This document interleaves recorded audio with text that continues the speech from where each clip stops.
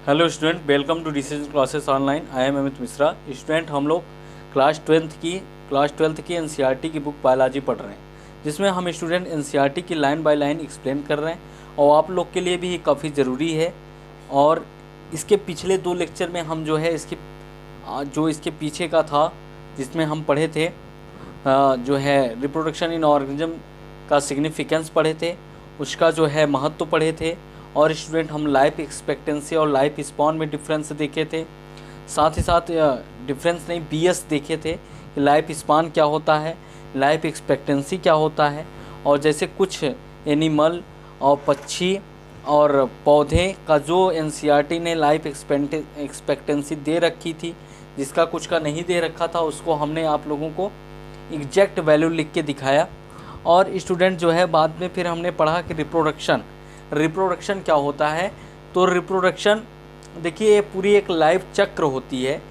जो लाइफ चक्र होती है, जीवन चक्र, उसमें बर्थ ग्रोथ डेथ, इसी को पूरा एक लाइफ चक्र कहते हैं। और यही हम रिप्रोडक्शन में पढ़ रहे थे। लेकिन बर्थ, ग्रोथ और ग्रोथ के बाद जो एक स्टेज आता है, ठीक है स्टूडेंट, रिप्रोडक्टिव स्टेज या रिप्रोडक्शन। तो रिप्रोडक्शन क्या है? मैंने बताया कि रिप्रोडक्शन एक बायोलॉजिकल प्रोसेस होता है। एनसीईआरटी के लाइन में भी ये मेंशन था कि रिप्रोडक्शन एक बायोलॉजिकल प्रोसेस होता है। बायोलॉजिकल प्रोसेस मतलब रिप्रोडक्शन एक जैविक क्रिया है, प्रजनन एक जैविक क्रिया है। लेकिन मैंने बताया था स्टूडेंट कि रिप्रोडक्शन कोई डिफाइनिंग प्रॉपर्टी नहीं होती, लिविंग बीइंग की डिफाइनिंग प्रॉपर्टी नहीं होती। क्योंकि कई लिविंग बीइंग ऐसे हैं कि और जीवित तो लिविंग बीइंग तो हैं, लेकिन वो रिप्रोडक्शन नहीं करते। इसलिए रिप्रोडक्शन लिविंग बीइंग की डिफाइनिंग प्रॉपर्टी नहीं होती। जबकि मेटाबॉलिज्म की हम बात करें स्टूडेंट, तो मेटाबॉलिज्म लिविंग बीइंग की डिफाइनिंग प्रॉपर्टी होती है। क्योंकि उपापचय जो क्रिया होती है, उपचय और अवचय की क्रिया, ये जो उपचय और अवचय की जो क्रिया होती है, हर एक लिविंग बीइंग में होता है। तो स्टूडेंट, इसके साथ हम लोग पूरा उसको पढ़े थे कि रिप्रोडक्शन क्या है। फिर हम एसेक्सुअल और सेक्सुअल रिप्रोडक्शन को एक मोटे तौर पे देखा था, जिसका डिफिनेशन आप लोग खुद जानते थे कि एसेक्सुअल रिप्रोडक्शन में गैमेट का फॉर्मेशन नहीं होता। जब गैमेट नहीं होता तो उसमें माइटोसिस डिवीजन होता है। जबकि सेक्सुअल रिप्रोडक्शन में गैमेट का फॉर्मेशन होता है, और गैमेट फॉर्मेशन होता है इसीलिए उसमें रेट ऑफ रिप्रोडक्शन स्लोअर होता है। और जबकि एसेक्सुअल रिप्रोडक्शन में रेट ऑफ रिप्रोडक्शन फास्टर होता है। ऐसा हमने पढ़ा था स्टूडेंट। उसके बाद हम बताए थे कि असेक्सुअल रिप्रोडक्शन का और सेक्सुअल रिप्रोडक्शन का एक मोटे तौर पे हम जो है डिफिनीसन देख लेते हैं। उसके बाद डीपली स्टडी करेंगे जो एनसीईआरटी में डीपली दिया है एसेक्सुअल रिप्रोडक्शन और सेक्सुअल रिप्रोडक्शन के बारे में। तो स्टूडेंट, आज हम असेक्सुअल रिप्रोडक्शन के बारे में देखते हैं और एकदम लाइन टू लाइन एनसीईआरटी की लाइन टू लाइन को देखेंगे स्टूडेंट, और हम उस लाइन को एक्सप्लेन करेंगे। और आप भी बहुत ध्यान से इन सीक्वेंस में लेक्चर को देखिए। लेक्चर 1, फिर लेक्चर 2, फिर लेक्चर 3, फिर लेक्चर 4, इन सीक्वेंस में आप लेक्चर देखेंगे तो आपको एनसीईआरटी की लाइन बाय लाइन पूरा एक्सप्लेन हो जाएगी। देखिए, आइए देखते हैं स्टूडेंट हम असेक्सुअल रिप्रोडक्शन, अलैंगिक प्रजनन। मैंने बताया था स्टूडेंट कि अलैंगिक प्रजनन जो है अनफेवरेबल कंडीशन अर्थात फेवरेबल कंडीशन अर्थात अनुकूल परिस्थितियों में होता है। जबकि लैंगिक प्रजनन अनफेवरेबल प्रतिकूल परिस्थितियों में होता है। अनफेवरेबल कंडीशन में लैंगिक प्रजनन हमेशा फेवरेबल कंडीशन में होता है। लेकिन कुछ एग्जाम्पल ने बायोलॉजी में, जैसे फंजाई का ले, तो फंजाई स्टूडेंट जो है वो जब परिस्थितियाँ अनुकूल होती हैं तो वो अलैंगिक प्रजनन, और परिस्थितियाँ जब प्रतिकूल हो जाती हैं, फेवरेबल कंडीशन होती हैं, तो वो जो है अनफेवरेबल कंडीशन में वो सेक्सुअल रिप्रोडक्शन करती हैं। तो सेक्सुअल रिप्रोडक्शन कब होता है? सेक्सुअल रिप्रोडक्शन जब भी होगा स्टूडेंट, तो उसमें जेनेटिक वेरिएशन देखने को हमें मिलेगा। जेनेटिक वेरिएशन देखने को मिलेगा, इसका मतलब स्टूडेंट विविधताएं देखने को मिलेंगी। जबकि असेक्सुअल रिप्रोडक्शन में ऐसा नहीं है। असेक्सुअल रिप्रोडक्शन फेवरेबल कंडीशन मतलब अनुकूल परिस्थितियों में होती हैं। और अनुकूल परिस्थितियों में देखते हैं ज़्यादातर प्लांट असेक्सुअल रिप्रोडक्शन करते हैं। और जो कुछ एनिमल जो करते हैं यूनिसेलुलर यूकैरियोटिक, और जो जैसे मोनेरा हैं, ठीक है, जो प्रोकैरियोटिक है। मोनेरा एक पूरा ब्रांच होता है, बैक्टीरिया का एक पूरा ब्रांच जिसे मोनेरा में रखा गया है, वो प्रोकैरियोट होते हैं। प्रोटिस्टा, ऐसे कुछ जो हैं जो यूनिसेल्ड यूकैरियोट होते हैं, ये सब एसेक्सुअल रिप्रोडक्शन करते हैं। तो आइए हम देखते हैं स्टूडेंट एसेक्सुअल रिप्रोडक्शन के लाइन बाय लाइन पे बात करेंगे। देखिए एनसीईआरटी में कितनी अच्छी पॉइंट लिखी है कि in this method a single individual parent is capable of producing offspring, कि इस मेथड में एक सिंगल पेरेंट पर्याप्त होता है। इस मेथड में एक सिंगल पेरेंट पर्याप्त होता है ऑफस्प्रिंग, संतान को उत्पन्न करने में। ऑफस्प्रिंग मीन्स संतान है। तो in this method a single individual parent is capable of producing offspring, इस मेथड में, इस प्रक्रिया में केवल एक सिंगल पेरेंट पर्याप्त होता है संतानों को उत्पन्न करने में। एज ए रिजल्ट, इसका परिणाम क्या है? The offspring that are produced are not only identical to one another but are also exact copy of their parent. कह रहा है स्टूडेंट कि इसका जो रिजल्ट है वो ऑफस्प्रिंग मतलब एक पेरेंट से होने वाले संतान, एक पेरेंट से होने वाले संतानों का जो संतान होते हैं उसका परिणाम ये है स्टूडेंट कि offspring that are produced are not only identical, कि जो संतानें होती हैं वो केवल अपने पेरेंट्स के आइडेंटिकल ही नहीं बल्कि to another but are also exact copy of their parent, वो अपने पेरेंट के एकदम सेम कॉपी होते हैं, वो अपने पेरेंट के एकदम सेम कॉपी होते हैं। As this offspring likely to be genetically identical और डिफरेंट। फिर हम देखते हैं स्टूडेंट कि नीचे लिखा है the term clone is used to describe such morphologically and genetically similar individual. ऐसे आकारिक रूप से, ऐसे आनुवांशिक रूप से, जो ऐसे आकारिक मतलब morphologically and genetically similar individual, जो ऐसे ऑफस्प्रिंग उत्पन्न होते हैं जो अपने पेरेंट्स के एकदम सेम कॉपी होते हैं, ऐसे आकारिक रूप को, ऐसे आनुवंशिक रूप को हम क्लोन कहते हैं। बात समझिएगा student.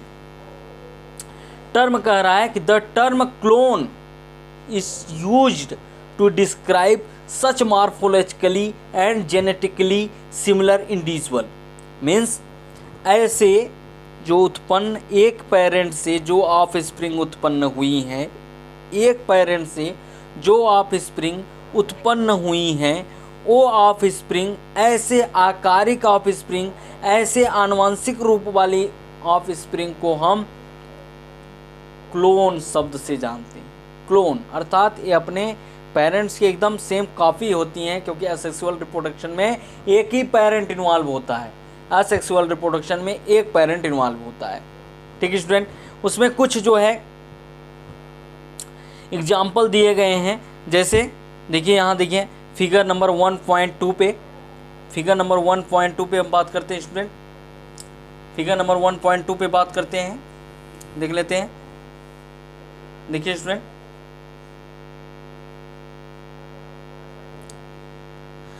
Cell division in unicellular organism.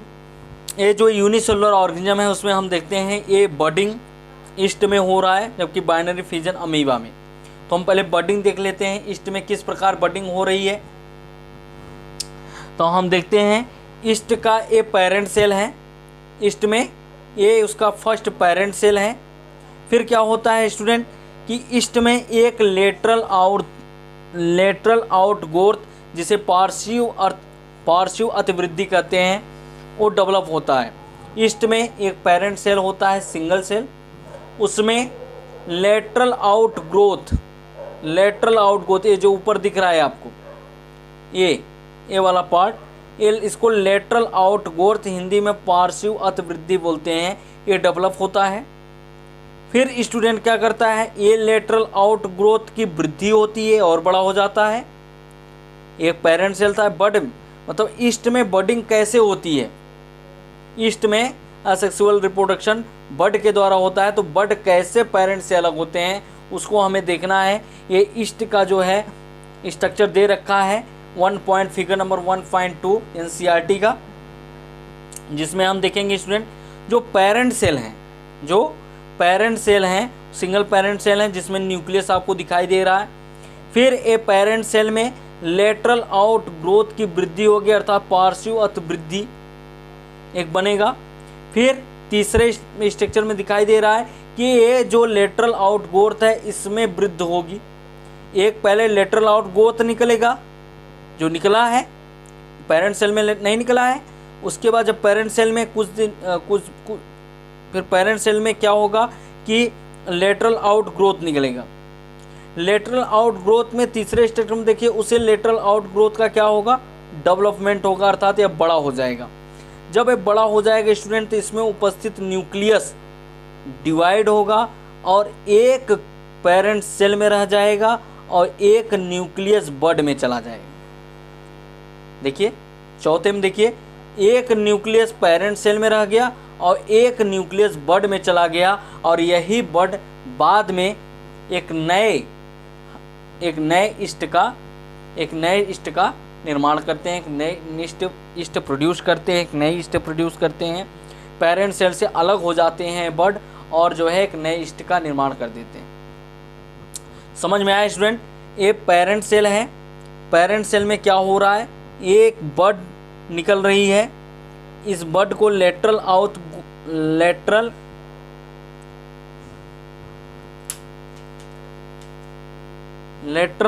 Growth कहते हैं। लेटरल आउट ग्रोथ हो रही है स्टूडेंट। फिर इसका क्या हो रहा है, डेवलपमेंट हो रहा है, ये बड़े हो जा रहे हैं, लेटरल आउट ग्रोथ बड़े हो जा रहे हैं।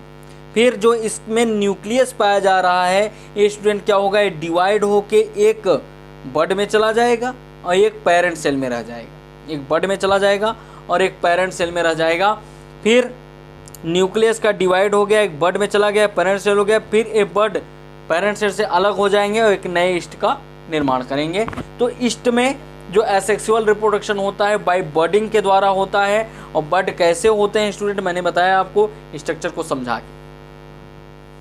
फिर दूसरा हम देखते हैं स्टूडेंट, दूसरा दिया है binary fission of amoeba. Binary fission of amoeba, amoeba में हम देखते हैं कि किस प्रकार एसेक्सुअल रिप्रोडक्शन फिजन के द्वारा होता है, बाइनरी फिजन के द्वारा। तो देखिए अमीबा में क्या होता है कि अमीबा में जो एक सेल होती है, एक सिंगल सेल है जिसमें न्यूक्लियस पाया जाता है, रेड कलर से डिनोट हो रहा है इसमें देखिए स्टूडेंट, एक सिंगल सेल है जिसमें न्यूक्लियस पाया जाता है। प्लीज़ ये सिंगल सेल का जो न्यूक्लियस है वो डिवाइड होकर दो सेल में चेंज हो जाती हैं, दो न्यूक्लियस में कन्वर्ट हो जाता है। फिर ये जो दो न्यूक्लियस हैं ये टू डॉटर सेल का निर्माण करती हैं, दो डॉटर सेल बनाएंगी, अर्थात यूनिसेल ऑर्गेनिज्म है ये। और मैंने पहले भी बताया था आपको इसके पिछले लेक्चर में कि यूनिसेलुलर ऑर्गेनिज्म में जैसे अमीबा हुए, इसमें हमें डेथ देखने को नहीं मिलती, क्योंकि इसमें जो सिंगल सेल्ड फर्स्ट सेल होती है, पेरेंट सेल होती है, वो क्या करती है, उसके न्यूक्लियस डिवाइड होके डबल न्यूक्लियस में हो जाते हैं। न्यूक्लियस डिवाइड होके दो न्यूक्लियस में बढ़ जाते हैं और फिर ये न्यूक्लियस सिंपल सेल, ये जो न्यूक्लियस हुआ डिवाइड हुआ, फिर ये सिंपल सेल जो है डबल सेल में कन्वर्ट हो जाएंगी। फिर ये जो डबल न्यूक्लियस होते हैं वो डबल डॉटर सेल में